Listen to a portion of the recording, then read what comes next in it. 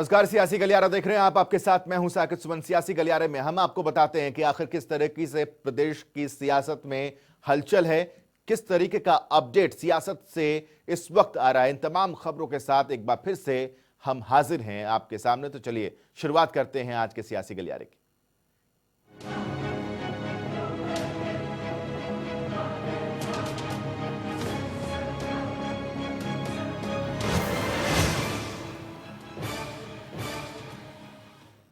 शराब घोटाले को लेकर हरियाणा सरकार के दो सबसे बड़े और तगड़े मंत्री आमने सामने हैं। दरअसल गृह मंत्री अनिल विज ने एसआईटी की रिपोर्ट पर विजिलेंस जांच के आदेश दिए हैं, तो दूसरी तरफ दुष्यंत चौटाला कह रहे हैं कि यह घोटाला नहीं है, विभाग ने बेहतर काम किया है। शराब घोटाले की होगी विजिलेंस जांच, विजिलेंस को दे दिया। विज और दुष्यंत में फिर टकराव।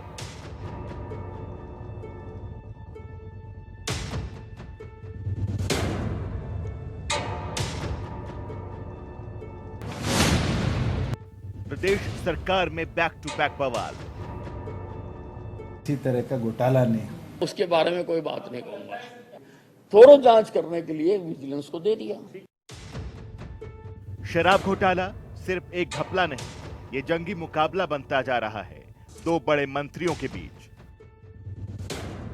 और इस मसले पर विजिलेंस जांच बैठा दी गई है। अब दूध का दूध और पानी का पानी होने के कयास लगाए जा रहे हैं। दरअसल एसआईटी की जांच रिपोर्ट में आईपीएस प्रतीक्षा गोदारा और आईएएस शेखर विद्यार्थी के साथ साथ कई विभागीय बाबू भी शामिल थे, जिसके बाद दुष्यंत चौटाला अपने विभाग के अधिकारियों के समर्थन में उतर आए और एसआईटी जांच रिपोर्ट पर ही सवाल उठा दिए। बाद में निष्पक्ष जांच के लिए विजिलेंस जांच की मांग तेज हो गई। अब इसे मान लिया गया है।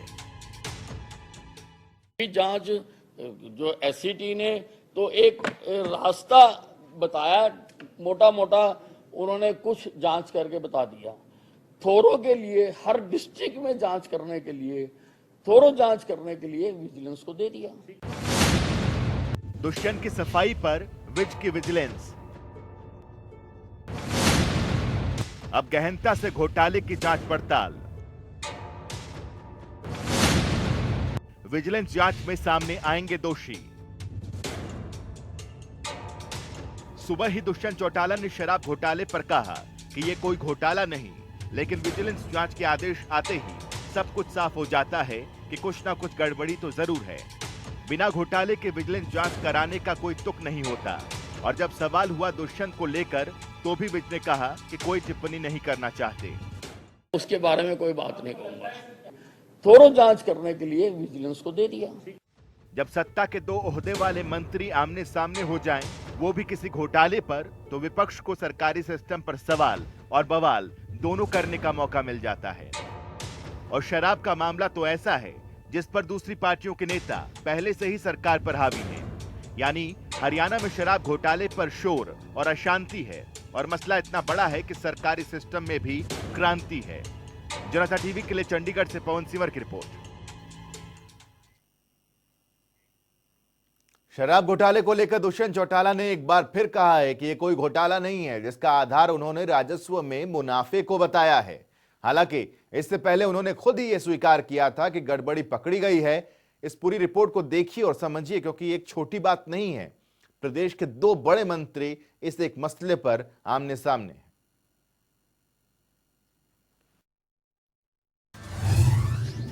शराब घोटाले पर फिर सरकार वर्सेस सरकार। दुष्यंत चौटाला की 3 अलग अलग प्रतिक्रिया। बार बार बयान से पलटते दुष्यंत चौटाला। होम मिनिस्टर ने कहा कि उनके खिलाफ कार्रवाई की जाए। आप अपने ईटीसी को क्लीन चिट देते हैं? बिल्कुल देता हूं, बिल्कुल देता हूं, बिल्कुल देता हूं। मतभेद नहीं, सरकार के अंदर इफेक्टिवली कार्य हुआ है, इसलिए इस तरह की गड़बड़ियां पकड़ी गई कि किसी तरह का घोटाला नहीं। फिलहाल प्रदेश का सबसे चर्चित शराब घोटाला एक पहेली बनता जा रहा है। लॉकडाउन में बड़ी मात्रा में गोदाम से शराब गायब हो जाती है। सवाल उठते हैं, एसआईटी का गठन होता है, जांच होती है, 2 महीने में जांच रिपोर्ट तैयार हो जाती है, सरकार की तरफ से कार्रवाई के लिए सिफारिश कर दी जाती है, लेकिन अब डिप्टी सीएम दुष्यंत चौटाला कह रहे हैं कि शराब घोटाला हुआ ही नहीं। ये लीजिए, सुनिए। लोग बारी बारी घोटाला कह रहे हैं। अगर घोटाला हुआ होता तो क्या एडिशनल आपका स्टॉक बिकता? पिछले वर्षों के कंपैरेटिव इतना इंक्रीज आपको दिखता? केवल मात्र शक्ति है, और उस शक्ति से कहीं ना कहीं कई लोग दुखी हैं। मैं तो आपको बता रहा हूं कि अब अगर हमें एडिशनल रेवेन्यू आया है तो उन लोगों को ये जवाब तो मिल गया कि किसी तरह का घोटाला नहीं हुआ। प्रदेश के अंदर एक्साइज डिपार्टमेंट के अधिकारियों ने बहुत अच्छी तरीके से पहले क्वार्टर में कार्य किया है और मैं उनका आभार देता हूं। दरअसल डिप्टी सीएम से जब शराब घोटाले को लेकर सवाल किया गया तो उन्होंने कहा कि एक्साइज ड्यूटी से प्रदेश में राजस्व बढ़ा है और इससे साफ है कि घोटाला नहीं हुआ। अब इससे कई सवाल भी खड़े होने लाजमी हो जाते हैं। घोटाला नहीं तो एसईटी का गठन क्यों? घोटाला नहीं तो जांच रिपोर्ट पर कार्रवाई क्यों? घोटाला नहीं तो कार्रवाई की सिफारिश क्यों? घोटाला नहीं तो 2 महीने जांच पड़ताल क्यों? घोटाला नहीं तो जांच रिपोर्ट में क्या है? सवालों की झड़ी उस समय लगनी तय हो जाती है जब बात कार्रवाई तक पहुंच जाती है और बयान उछलने लगे कि घोटाला हुआ ही नहीं। हालांकि इससे पहले दुष्यंत चौटाला अपने विभाग के आईएएस अधिकारी शेखर विद्यार्थी को क्लीन चिट देते हुए उनके पक्ष में उतर आए थे और इसके बाद उन्होंने खुद ही ये भी स्वीकार किया था कि गड़बड़ी पकड़ी गई है। मतभेद नहीं, सरकार के अंदर इफेक्टिवली कार्य हुआ है, इसलिए इस तरह की गड़बड़ियां पकड़ी गई। मैं ये मानता हूं कि हमने इस गवर्नमेंट के अंदर अगर देश के अंदर सबसे स्ट्रिंजेंट एक्साइज लॉ बनाया है तो हरियाणा प्रदेश ने बनाया है, और अब और प्रदेश भी उसको रेप्लिकेट करेंगे। पहले आपने गड़बड़ी बताई, लेकिन अब जो आपका बयान है उससे सियासत में हड़बड़ी मच गई है। आपने राजस्व घाटे का इजाफा बताकर घोटाले को सिरे से नकार तो दिया, लेकिन अब आप ही अपने पुराने बयानों को सुनिए और सोचिए, क्योंकि ये वही मसला है जिस पर सरकार वर्सेस सरकार की स्थिति बन गई थी और अब आपके बयान से ऐसी स्थिति कभी फिर से पैदा न हो जाए। जनता टीवी के लिए चंडीगढ़ से पवन सिवर की रिपोर्ट।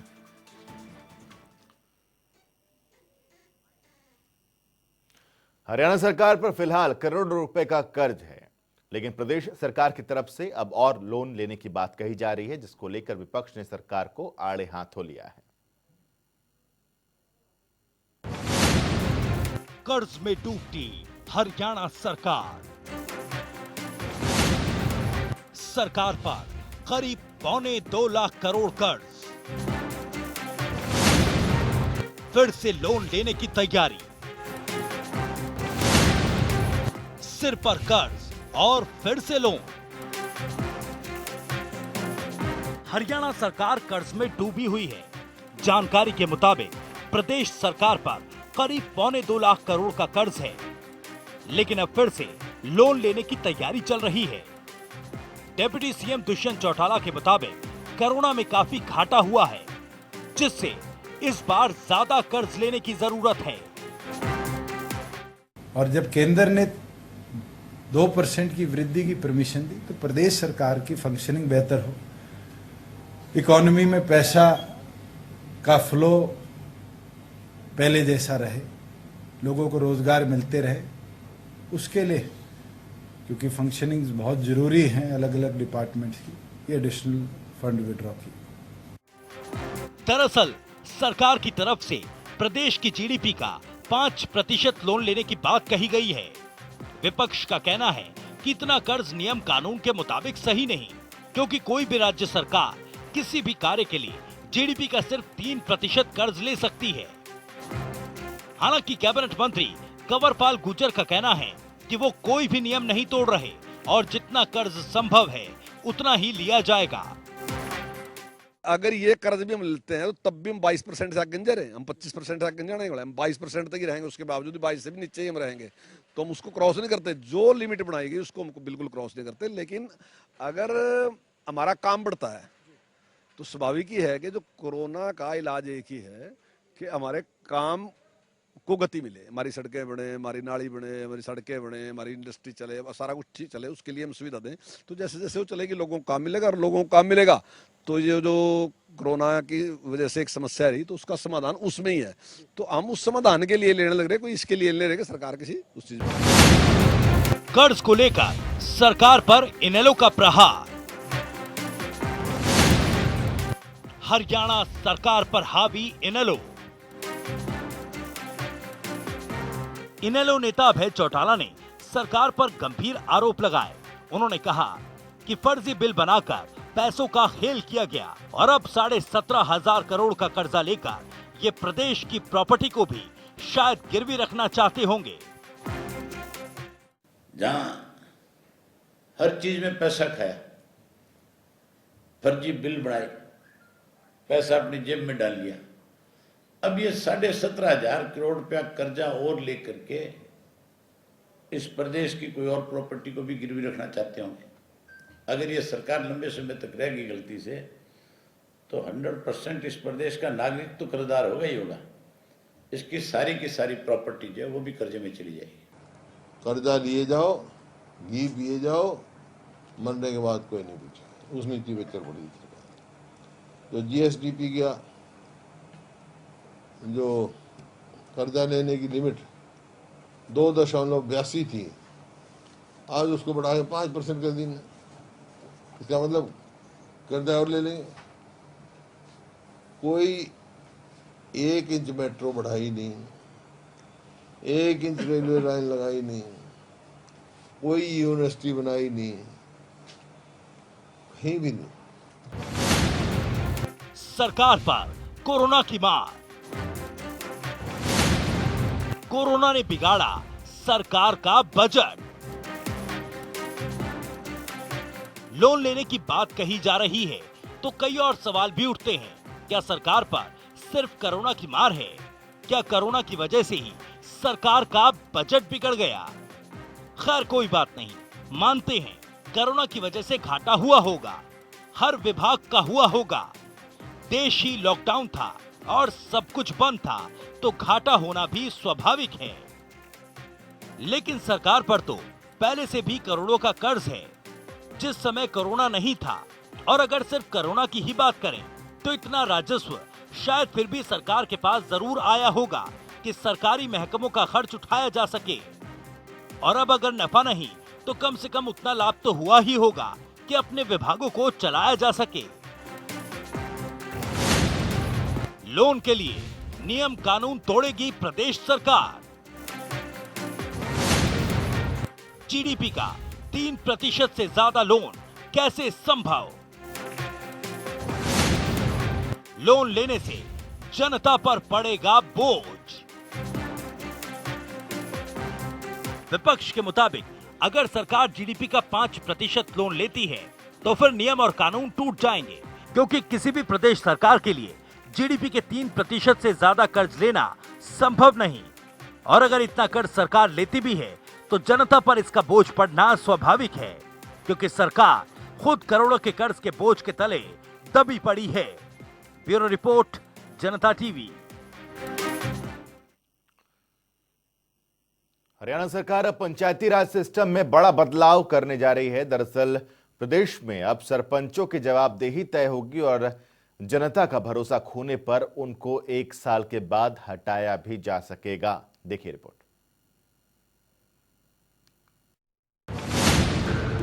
हरियाणा में लागू होगा राइट टू रिकॉल। प्रदेश के सरपंचों की जवाबदेही होगी तय। भरोसा खोया तो जाएगी सरपंच की कुर्सी।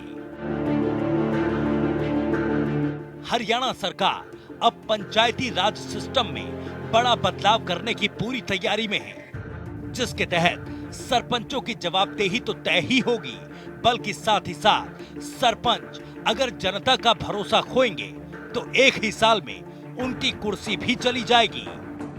यानी अब मतदाता अगर अपना सरपंच चुनते हैं तो फिर वो लोगों के विश्वास पर खरा नहीं उतरते। ऐसे में उन्हें अपनी गद्दी से हाथ धोना पड़ेगा।